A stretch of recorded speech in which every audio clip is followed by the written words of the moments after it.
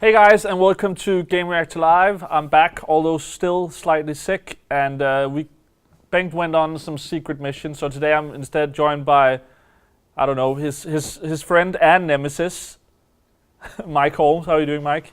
You're also slightly sick. Yeah. There's going to be plenty of sneezing and snot in It's today's gonna be live great. stream. Yeah, I bet everyone's All looking right, forward so to I it. basically haven't read anything about gaming this week, so I'm thinking we'll play the game. Like, did I miss anything? Nothing major. Nothing Great. major. So this A is few going to little be a great interesting hour points. of us talking about nothing important. We'll see.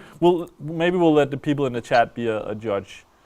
Um, Okay. Again, if you're watching, remember to join the chat and let us know if we missed some important news story that we're not covering. But yeah, Mike, what's the first news story? One of the first ones is the fact that BioWare has cancelled Shadow Realms, their 4v1 action RPG online multiplayer game.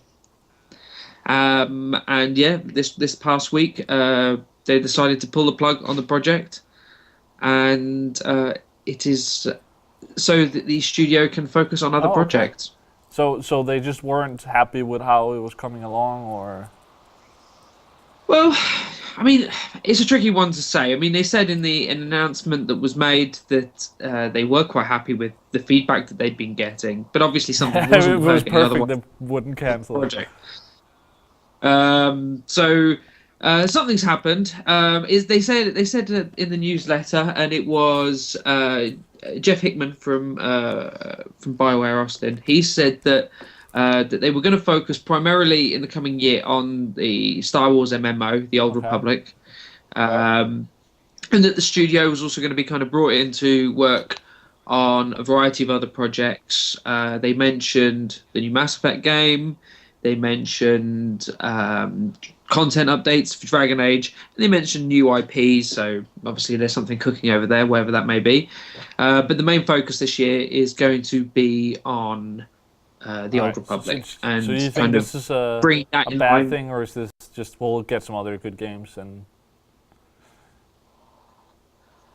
Is it a bad thing? I'm not. Having not played Shadow Realms, it's difficult yeah? for me to say whether Did it's they good or really bad. show It's been anything from the cancelled. game yet?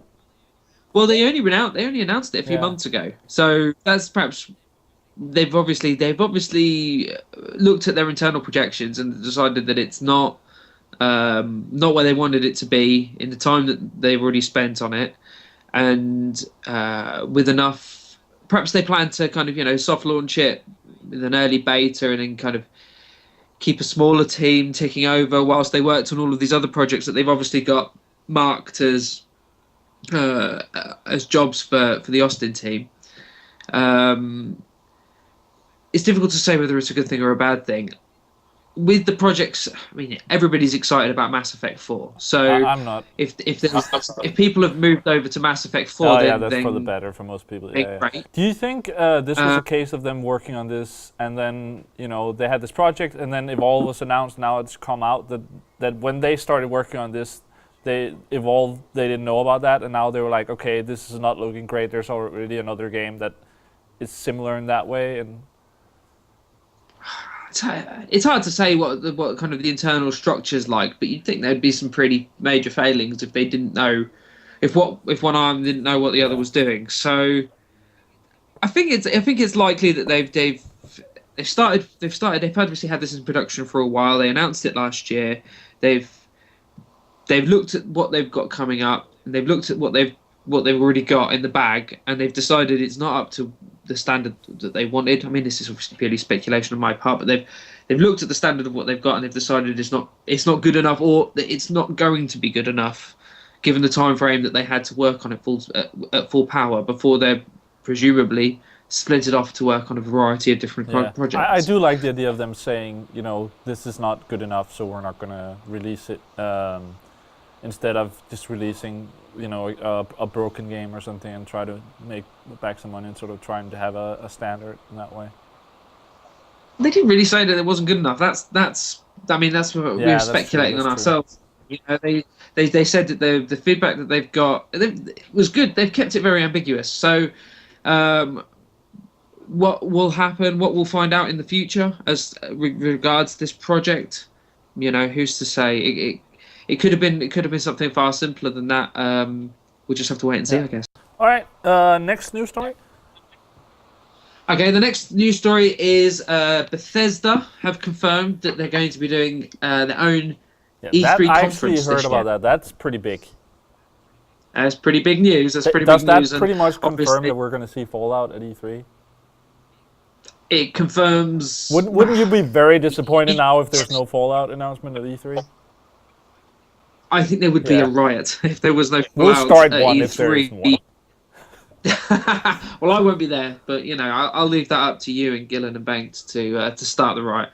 But yeah, I would be incredibly surprised if there was no Fallout announced. But there's also other projects. My preferred announcement perhaps would be the next Dishonored game. So hopefully that may too get. Maybe they've got 3 or 4 meaty announcements. They need to have 3 or 4 for it to be worth it for them to have a press conference, right? Like it wouldn't, even if it's Fallout and that's big, having a press conference and just doing we're doing Fallout and iOS companion app, that would be sort of weird. If we've got, so let's map it out. We've got Fallout 4 potentially, and that apparently is set in Boston according to the rumors that have been kind of circulating for some time now. Reigning Super Bowl champions, which we shouldn't forget. Potentially Dishonored 2. Yeah. No doubt we'll see more of Doom. That was the one I was going to bring up, yeah. Anything else that you think they're working on? Well, I think it's far too early for any Elder Scrolls related, unless maybe there's an some expansion. News on something in there, whether it's just like, there's a new horse in the game or something. Well, I would just say maybe a standalone, maybe an expansion for the first major expansion for the Elder Scrolls Online would be my guess if there's going to be anything fantasy related. And then I think they've got a couple of other kind of free-to-play games in the works as well, which will obviously see a lot more of. It would be too early to have another normal Elder Scrolls game, I guess. But maybe could they do a next-gen console release of Skyrim? Maybe. Yeah, maybe they could do what they did with the Master Chief Collection, albeit without the botched multiplayer. And hopefully, we'll see. You never know. The Elder Scrolls Anthology. I mean, I've got that on PC, so that's the full 5 games. Maybe they'll remaster the Elder Scrolls games and release them on Xbox One and PlayStation 4. Maybe that'd be great. I'd probably buy that, even though I've already got it. That would make a lot of sense. And I mean, it seems like we are getting a lot of these like HD or I don't know Super HD re-releases these days. So would make sense. Well. There's not a huge amount of games out on the new gen consoles and current gen consoles, and given the relatively low turnaround, low cost of turning around one of these as established games that that people may have missed out on because of the wealth of choice last time around, it does kind of make sense. But on the other hand, like half the games we got didn't work, and so maybe you haven't played those games. So now you have a lot of games you can play now that came out in the fall that maybe they're working now. Maybe some that aren't. Ooh. Yeah, we'll see. All right, is that enough of us speculating about the conference? Was there anything else they announced, or were they just saying that, hey, we're gonna have a party at E3? We're just gonna have a big fat party at E3. I think I mean, we've still got a few months to wait until they show their hand. So may the speculation continue. For sure. All right, next news story. Asteroids is back. Okay.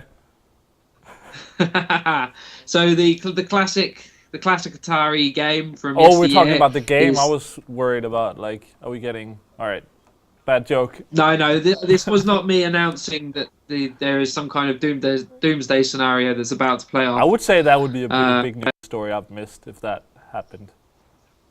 That would, and hear it here first on Gamereactor Live. Yeah, that would be quite a scoop. All right. No, but Asteroids Outpost. It's Atari, who are enjoying something of a rebirth at the moment, and they are releasing publishing Asteroids game that kind of takes the basic idea of shooting things in space and You know what? We're getting a question in the chat here. yep. What the fuck is asteroids? So I guess we have some people who don't know what asteroids is. So can you sort of explain that before we jump further into it? Well, Asteroids is a classic Atari shooter. I'm gonna have to get the call up the dates from the gift that is the internet. I mean, you can play it now. I mean, it was released back in 1979. You can play it on probably on things like the Internet Archive if you want to kind of see for itself. But it's an old school arcade shooter. You know, it was one of the games you could play in the arcades back in the day. Yeah. Yeah, it's an all-time classic. Really is. I mean, if you've never like played Pong it, and Pac-Man and all the. Yeah, back from when Atari was kind of really growing and nurturing the arcade scene in America, in North America back in the day, and it was one of the formative games. And given that they have so many rich IP, and that they are making another stab at it. And so, what is this new thing? Is it a re-release or is it a sequel or what is the game? Is there any gameplay differences? Massively. I mean, this is pitched as like an open world sandbox survival open game. World Asteroid? Where, well, players will be kind of. So I get the impression that it's kind of like, the survival sandbox games like DayZ and stuff like that, mixed with maybe kind of elite gameplay. You'll be up in your spaceship, you'll be mining and shooting asteroids and shooting other players and joining up and working in a team and stuff. It looks like kind of a natural continuation of the themes of the original game. But very different gameplay. Oh, well, yeah. This looks like we have the news story up here in the stream, and the dude in the picture looks like a guy from Destiny. There is, perhaps they are trying to draw somewhat on that kind of Destiny feel, but an interesting side, an aside for this. The studio that's making the game is Salty Games. Okay. Now, I hadn't heard of Salty Games, so I did a bit of looking up about them to kind of find out who they are and what they'd made. And Salty Games, and this is according to the PR, Salty Games is supported with technical and infrastructure support from Arctos Entertainment Group.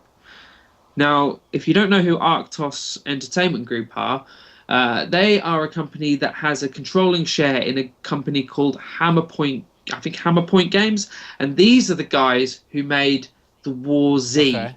If you remember that was the really quite terrible zombie survival game that aped DayZ. I think it's called Survivors. Okay, I saw the picture that reminded me of Destiny, and I was like, okay. And now you're beginning to mention a lot of names that I haven't never heard about. So do you think this is something we should be... Is this going to be a big thing? Is this something we should be excited about? Or on what scale should I be excited? I too saw the Destiny evocative the picture that evoked Destiny, and I thought, yeah, this could be something. And the concept sounded good. But digging a bit deeper, less excited when I found out the kind of the origins of the company, but I don't want to write it off. They could come up with a stellar game. So it's PC only. Now, whether that's because it's going to be heavy on the MMO features, or whether that's because I haven't got around to kind of start prototyping console stuff, remains unclear. But it's certainly one to keep an eye on. I would say it's perhaps more newsworthy because it's part of the Atari rebirth. Yeah, and it's coming out this year or next year, or was there any news on that? No, not as far as I know. But I guess it being sort of MMO-ish, that we could probably see a beta and that sort of stuff, and then gradual release when they feel they're ready for it. Mm-hmm. Maybe. It's an interesting one, and it's one to watch. But it's certainly one of those games that I would like to see it in action before I'm gonna get any excitement about it. But I do like being one like just as you've played a bit of Destiny. Not that it's the gameplay is going to be anything like that. If there's something that I would like more of in that sort of game, it is some of the stuff they're talking about here, more exploring and collecting resources that isn't just coins and weird stuff. So that's sort of. Well, I mean, I think this is going to be more akin to maybe Elite or Star Citizen. Cool. I mean, it's fertile ground for a video game. It's an enduring IP. For me, it's more a matter of like, if they were just like, oh, Destiny's not out on PC, let's do a Destiny copy on PC, then I would be more like, okay, I don't know if I'm interested in this, but this sounds like they're actually trying to do something a little bit different. Yeah, let's hope it works out for them. There are plenty of other kind of mining games. There's Miner Wars, and I mean, you can mine in Elite as well, although, that's kind of, there's a lot of things you can do in Elite, so that's one to watch, certainly. Maybe more at E3. We'll see. Yeah, let's hope. All right, next news story. Okay, a couple of Ubisoft-related pieces now. The first one, quick one, was the reports that rebuilding the Assassin's Creed engine for Unity was painful. Okay, I'm not surprised. Yves Guillemot. Yep, he said. Yves Guillemot said during company financials that they had to rebuild the engine from scratch to make Unity as good as it could be, and then that was a painful process. Probably made more painful by everything that's happened since it was released. But moving on to the next news story, it's not been a bad year for Ubisoft, and despite some duff games releasing, they've had a great year. They've launched Watch Dogs, which is a big new IP, which wasn't personally to my tastes, but I could definitely see the. It's one of those that could be like Assassin's Creed, like where for a lot of people the first Assassin's Creed was like, okay, this is a great idea. It's not really where we want it to be, but I think for a lot of people Assassin's Creed 2 was really good. So it would make sense that Watch Dogs 2 fixes a lot of the problems that the original has. I don't want to get into too much about Watch Dogs now, but I mean, for me, it was a tonal thing rather than a mechanical, systemic thing. Given that he was a vigilante, I kind of wanted more options with regards to stealth, and less kind of. He seemed a bit too angry, a bit too violent for my tastes, and the character that they portrayed, I felt there was an element of that game missing where I wanted to go into this kind of different encounters and have more options. The game does ask some questions and sort of start a discussion about some things that the game doesn't really let you decide a lot on, as it's not open for you to play in very different ways in that way. Well, yeah, I mean, the whole game is about him dealing with his, spoiler alert, his kind of, his guilt and about what happened to his family and all that kind of stuff. And him dealing with that. But in the process of dealing with that, he goes on to murder hundreds of people, which... But it's the same thing that I always talk about with Uncharted, where it's like, oh, I'm just this, treasure hunter, and then you kill 5,000 people in the game. It's like, oh, no worries, I'm just collecting a treasure. Yeah, every time I get an encounter like that, it takes me back to, I think, that scene in, I think it was Austin Powers, where he kills the bad guy, and then they found the henchman's wife, and the wife's like, Oh no, Johnny can't come home. He's dead. Yeah. It just there's a lot of unnecessary killing in that game, and that's fine if all you want to do is It pull out is. guns It and shoot is all I everybody. want to do. It's So fine, but I prefer some yeah, some but alternative that options. could be But something they could fix in the sequel. Yeah. I hope they do. I hope they do because if they do, I'll play it. All right, I've still yet to play that game. I bought it, but I need to. I don't know if it's too late now, or I should. It's No, never but too there's late. so many. The other thing is like Ubisoft did come out with Child of Light and the other one that I always forget what's called. That is, Valiant Hearts. really great, different games that they put out, and that didn't have the problems that Watch Dogs and Assassin's Creed. And for me, I don't know if I think there were some problems with Far Cry 4 initially on PC, but that was I never had problems with that, and I've really enjoyed that. So they did come out with some great games that, were a lot of fun. Yeah, and I mean, I love Far Cry. I thought that was one of my favourite games of last year, and I quite enjoyed the crew. I didn't think that was too shabby. I think we're actually streaming so that on Monday to have another look at that. But yeah, and I think there was also some Far Cry DLC released this week, actually. So yes, for people who want to play more Far Cry. Yeah, they've released 3 now. The Herc missions, the ones that released this week, and the Escape from Durgesh prison, which actually doesn't have anything to do with the prison. No, that's really weird. We played that on stream, and I was like, "This is weird." But hey, I mean, it's that one is sort of not really new stuff in a way, but it's sort of more stuff to do if you have done all the insane amount of collectibles and all that in the game. There's more stuff to do there. So. Yeah. Indeed. So next, we're going to move on and talk about, and this is a big one, Goddess, Curiosity, and at the last minute, enter Not a Hero. So I think I have to start from the beginning because this is quite a long... Okay, this is where I lean back and story time with Mike. Okay. So a long time ago, there was a little boy called Peter Molyneux. There was a young game developer called Peter Molyneux, and he left the cruel overlords at Lionhead Studios and formed 22 Cans. Himself, right?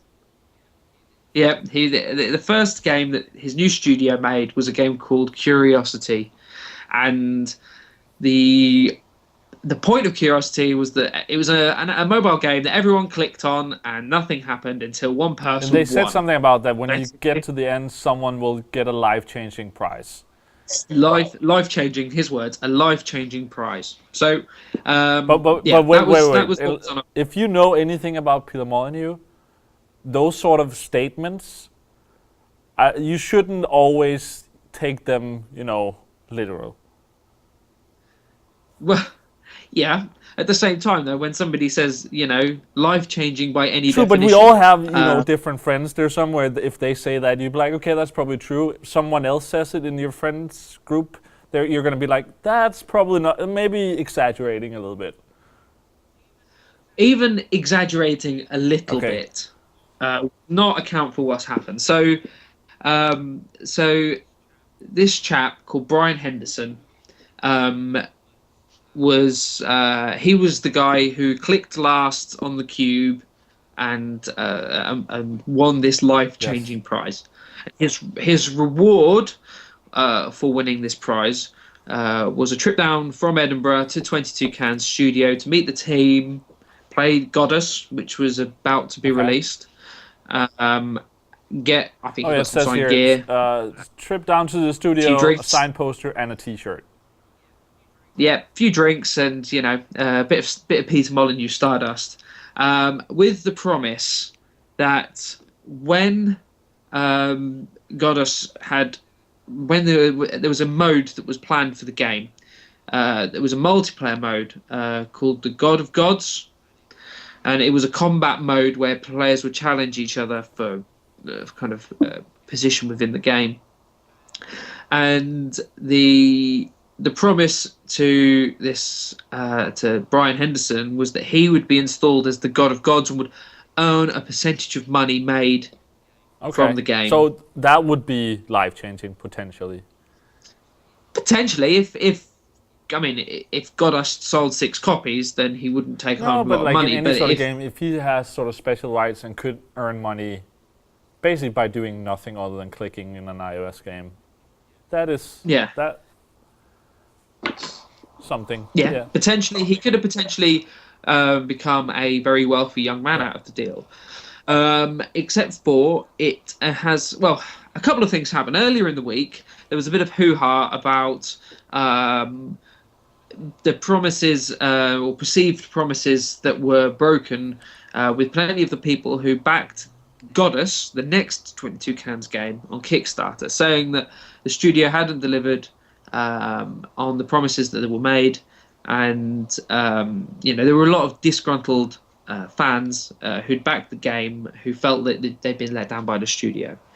And obviously this was picked up, and I think we've got a new story on Gamereactor, and this was run kind of widely across the internet. And then fast forward to yesterday, I believe, and another report ran, and they had spoken to Mr. Henderson about what had happened with Goddess, and it turns out that he hadn't really been that 22 Cans had pretty much stopped contacting him. He hadn't received a penny, and that prompted questions being asked of the studio, and it turns out that they're nowhere near releasing the multiplayer portion of the game, and therefore he's still a long way off from ever hearing anything about this prize. And Peter Molyneux has apologized profusely, and I mean he's stopped short of guaranteeing that this God of Gods mode will make it into the game, but he says that they're still planning on bringing the mode into Goddess, but it has yet to materialize. So difficult to say what's going on with this one in terms of the 22 Can side of the story. But where there might well be a silver lining to this particular cloud, there's a side-scrolling shooter called Not a Hero, which has been developed by a studio called Roll 7, who are the guys who made Ollie Ollie, the skateboarding game.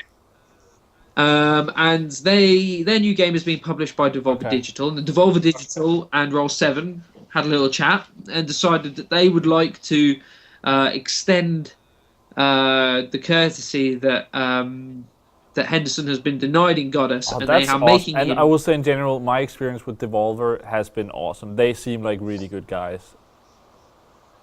It's certainly a quirky studio, and whilst this may have an element of kind of cynical it's good PR stuff, as well. I think it's pretty. I think it's pretty awesome. I mean, they're probably enjoying that they'll get some PR out of this as well. But I think knowing them, the times I've met them at E3 and stuff, they seem like the guys who just they're just nice and think it's a fun way of doing something. I guess we'll. I think it's good. You think you're right. Yeah. It's good PR. So basically, they're giving him a place in the game. He's not quite a god, but he is a character in the game. And they did joke about giving him some revenues, but that's not happening either. But it's a nice gesture, and he seems quite pleased about it. And he may yet still get a slice of money from Goddess if and when that ever comes to fruition. So, having read the quotes attributed to Henderson, he seems very laid back about it, and it doesn't seem like a big stressful thing for him. But I think as far as everybody else goes, and the wider perception of Peter Molyneux is that, yes, he might be a maverick, he might be very influential and an important figure within the industry, but sometimes he does overpromise. Yes. And that has led to quite a backlash, which in turn has led him today, in an interview with The Guardian, saying that he is no longer going to talk to the press. Really? Because he feels like the press has mistreated him, or? it's difficult to say. There is an element of the press kind of reveling in.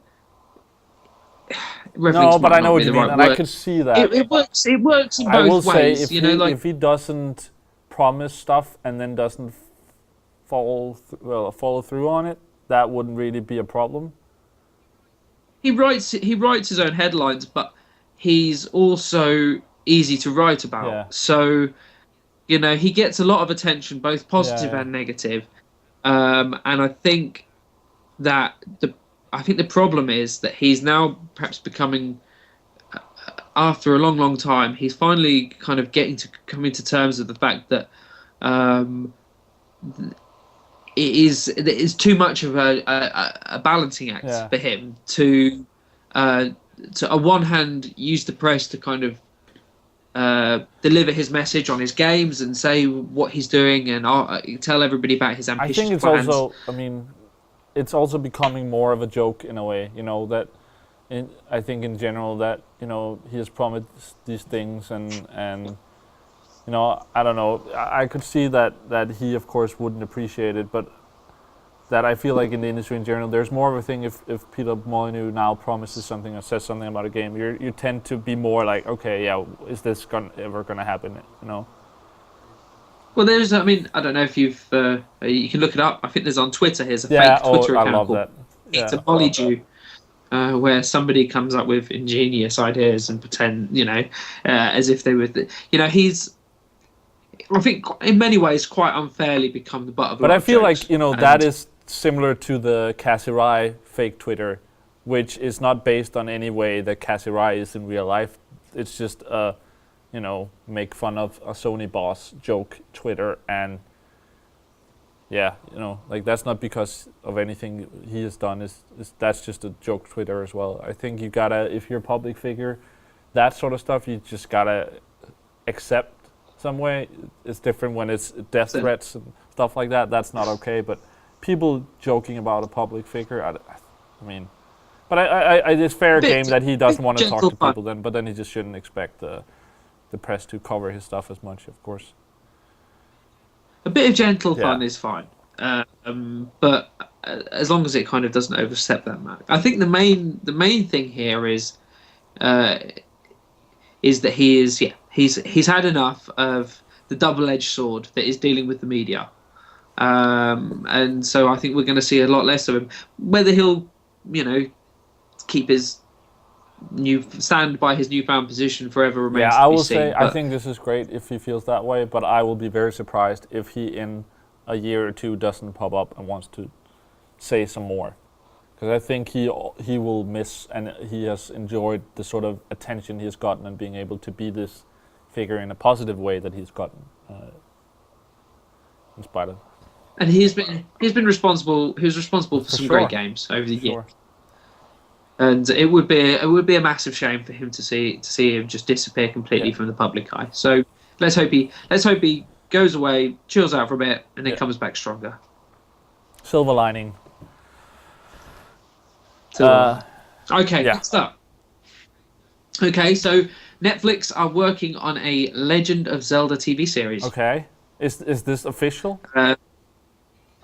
It's no, I think it's the Wall Street Journal who are reporting that it's still yet to be approved by Nintendo.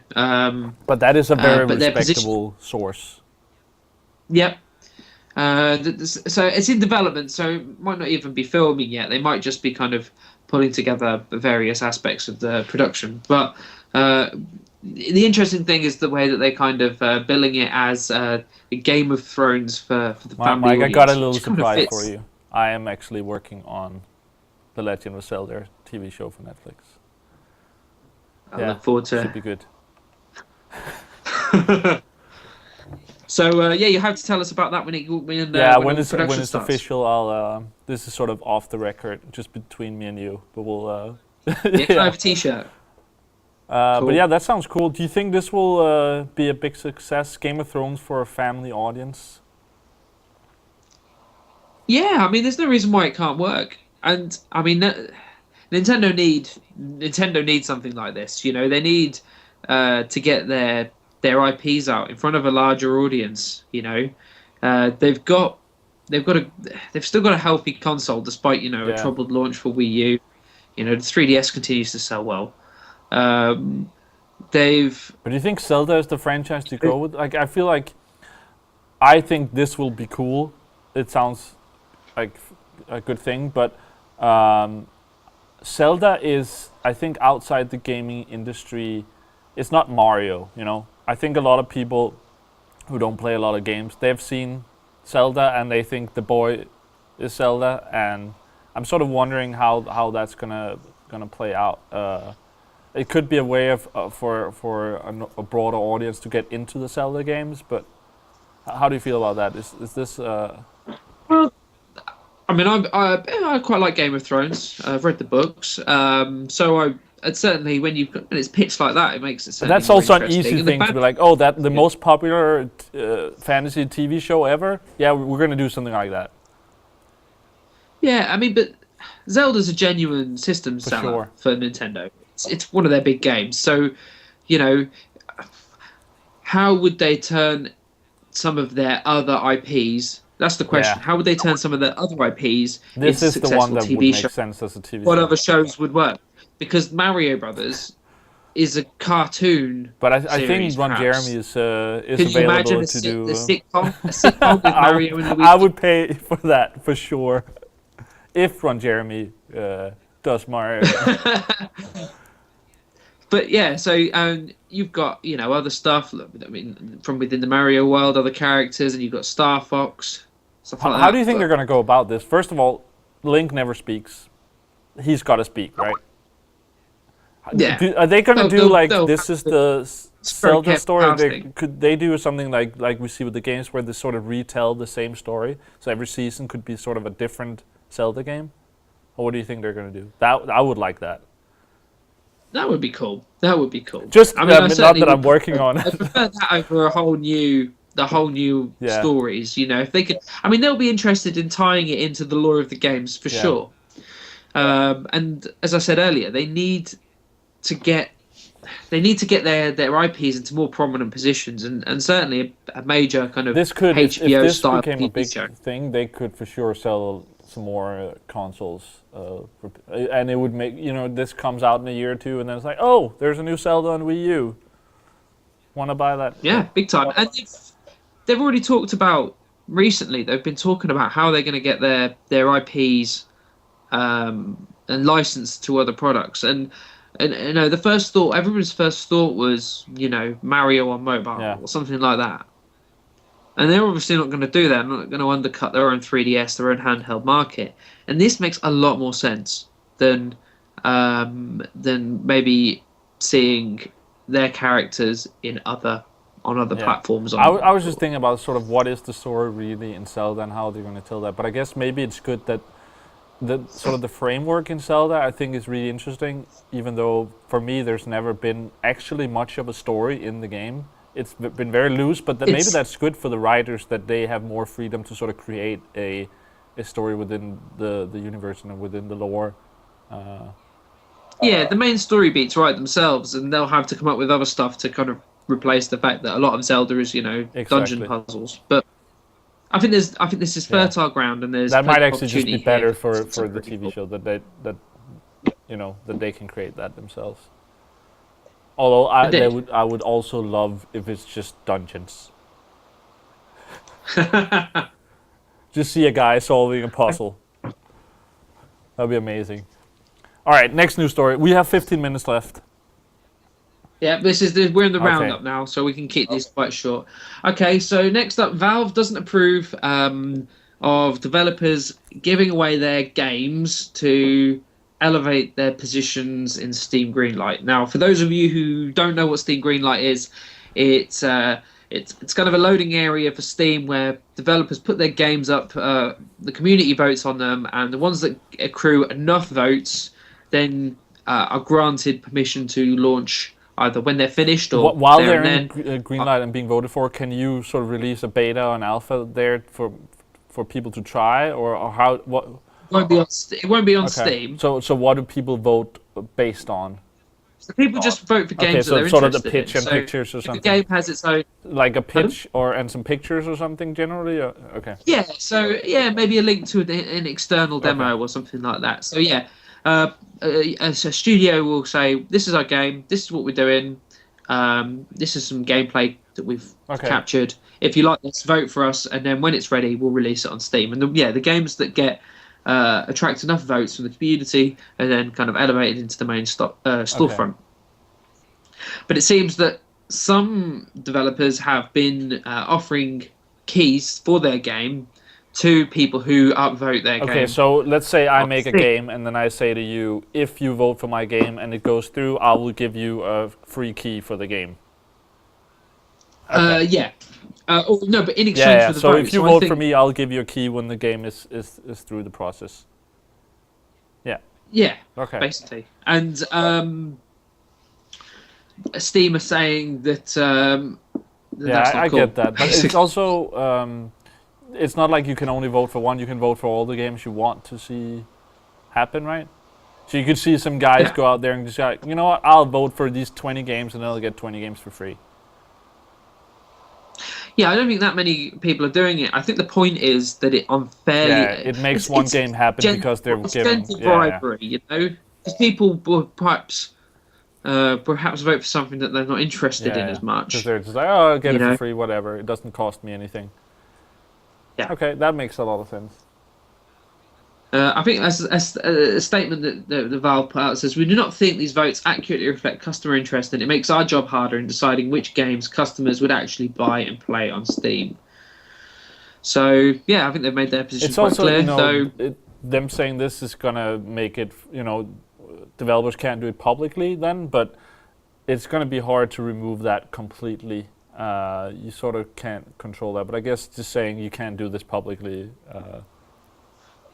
I think this is the thing though. They're not saying they can't do it. There's no, as far as from what I've seen, they're not banning it. Don't approve. They don't like it. All right. Next up, Daybreak, which is the artist formerly known as Sony Online Entertainment, has downsized since they have become independent. So that's a sad story for some developers who are now looking for gainful employment elsewhere. So yeah, we talked about this last week. I think you and Banked had a chat about I was it. Off that day, Banked and Dory. But it was discussed last week. So the studio's downsized. They've since then. What this means for the company's projects remains to be seen. They've got a couple of really interesting projects. PlanetSide 2 is a game that I played on PC back when that was first released, and I thoroughly enjoyed it. When it works, it really is quite magnificent. Similar to H1Z1, which I hear also when it works is pretty interesting. You're not you don't seem super positive on it now. H1Z1, it's a tricky financial model. Oh yeah, I'm not the paying for drops. I'm not a fan of. Yeah. No, I'm not even talking about that. I'm talking about paying for early access to a game free to play. That just leaves me cold. It's basically paying to be a beta tester, which people used to get paid to do that job. But that aside. I'm gonna wait on H1. For sure. Yeah, me too. I'm just saying. I've seen looks very interesting, and if it comes to PS4 and works, that's a game that I would like to play. Yeah, H1Z1, PlanetSide 2, EverQuest. These are all interesting projects, and hopefully for Xbox One players, that means that they're going to be seeing them on their consoles as well. So. Yeah, and then maybe even spin-offs in mobile and stuff like that. So there's potential here, but let's hope that they're able to kind of carry on with their reconfigured setup. I think it's going to take a while before they can just say we're Daybreak Studios, because I was like, Daybreak, what? Is that a game? It's like they're going to the artist formerly known as Sony Online Entertainment. I think they should just change their name to that. That would be amazing. And then later change their name into a symbol. I think you should write them. Tell them. I will. Okay. After the stream. Next story, we do not want to. We do not want to dither. The next story is that Housemarque have joined forces with Eugene Jarvis. Eugene Jarvis is. We talked about Asteroids earlier, and those who love their arcade games will have no doubt fond memories of playing Defender. Yes. I think that's a game I still have tied to my Xbox Live account. Unbelievably brutally hard game, but a lovely game nevertheless. He also developed Robotron.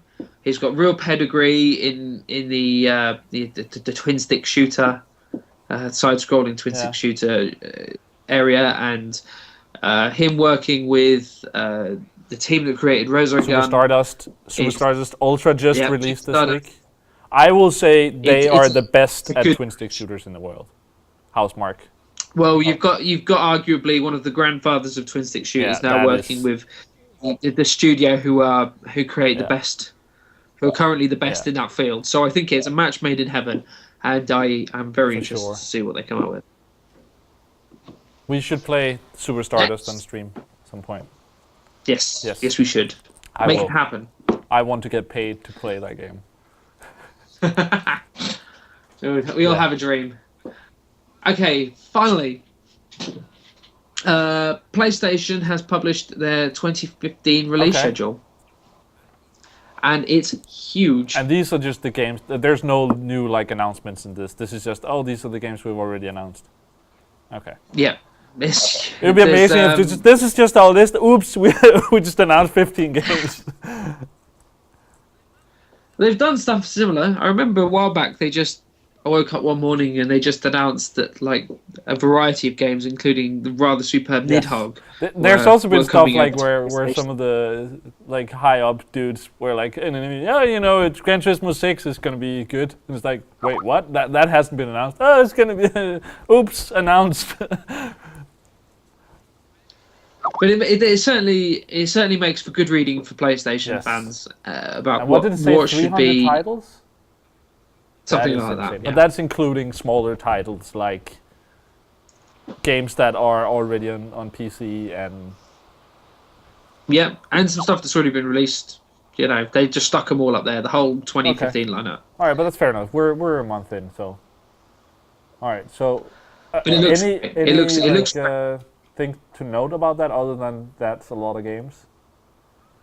Well, certainly worth taking a look if you're a big PlayStation fan. Maybe a good way to plan out do I have money to buy what I want to buy, and work out when you want to start saving up your pennies for.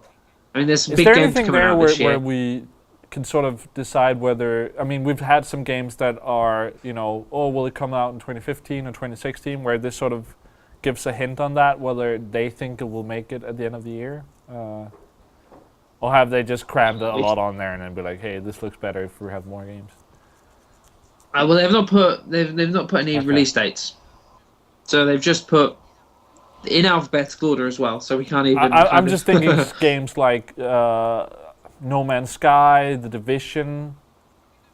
I think No Man's Sky's in there. Let me have a look.